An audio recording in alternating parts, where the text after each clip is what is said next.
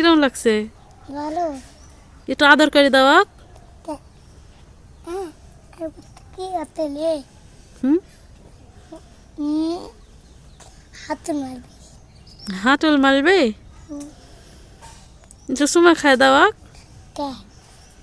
চুমা খাওয়া যাবে না? আসসালামু আলাইকুম এভরিওয়ান, কেমন আছেন সবাই? আশা করি সবাই ভালো আছেন। ছেলের পরীক্ষার কারণে বেশ কয়েকদিন ধরে ভিডিও ছাড়তে পারিনি।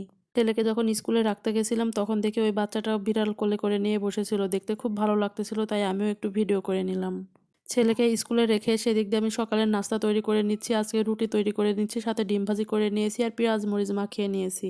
পেঁয়াজ মরিচ মাখা দিয়ে রুটি খেতে তো খুবই ভালো লাগে। এইভাবে কার কার রুটি খেতে ভালো লাগে অবশ্যই জানাবেন। সবার কাছে একটাই অনুরোধ, প্লিজ লাইক দিয়ে ভিডিওটি দেখে নেবেন। এদিক দিয়ে দেখেন কত ফুল ফুটেছে, ফুলের কালারটা অসাধারণ লাগছে। এই ফুল গাছটা আমার না, যদিও একটা বাড়িতে গেছিলাম তো ফুলগুলো ফুটা দেখে আমি আবার একটু ভিডিও করছিলাম। আমরা যারা ইউটিউব বা ফেসবুক পেজ নিয়ে কাজ করি তাদের তো কাজই এই, যা কিছু দেখবো তাই ভিডিও করা।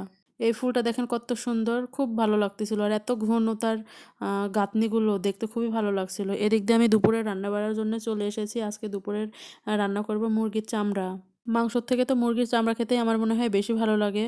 তো এটা বাছতে যে এত কষ্ট, বেছে বেছে রাখছিলাম ফ্রিজের মধ্যে, এখন আবার বাহির করছি তো আবারও দেখতেছি যে নতুন করে মনে হচ্ছে বাছা লাগছে, তো নতুন করে আমি আবার একটু বেছে নিলাম। তো আজকে আমি এটা রান্না করব, পেঁপে দিয়ে রান্না করব। তো রান্নার জন্য আমি এখানে তেল পেঁয়াজ সব কিছু দিয়ে দিয়েছি, দিয়ে ভালোভাবে মশলাটা কষিয়ে নিয়েছি। এখন এর মধ্যে আমি মরিচ গুঁড়া, হলুদ গুঁড়া, লবণ সব কিছু একে একে দিয়ে দেব, দিয়ে সুন্দর মতো কষিয়ে নেব।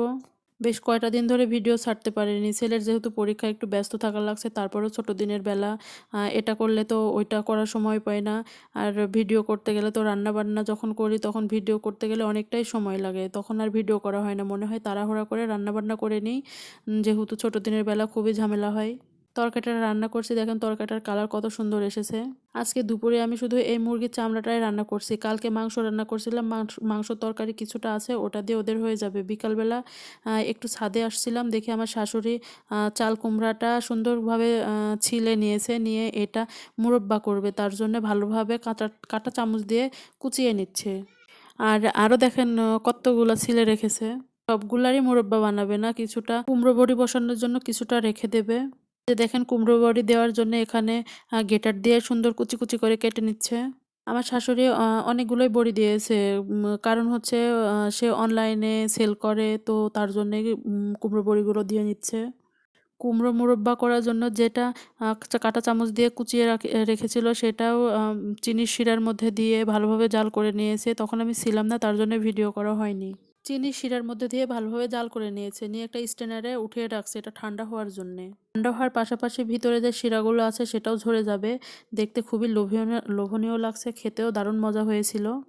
এখন অবধি আমার ভিডিওটি যে আপু ভাইয়ারা দেখছেন তাদেরকে অসংখ্য ধন্যবাদ। আবারও মনে করিয়ে দিই, প্লিজ লাইক দিয়ে ভিডিওটি দেখে নেবেন। আপনাদের একটা লাইক আমার কাছে অনেক বেশি মূল্যবান। যাই হোক, ভিডিওটি আজকে এই পর্যন্তই। যে যেখানে থাকবেন ভালো থাকবেন, নিরাপদে থাকবেন। আল্লাহ হাফেজ।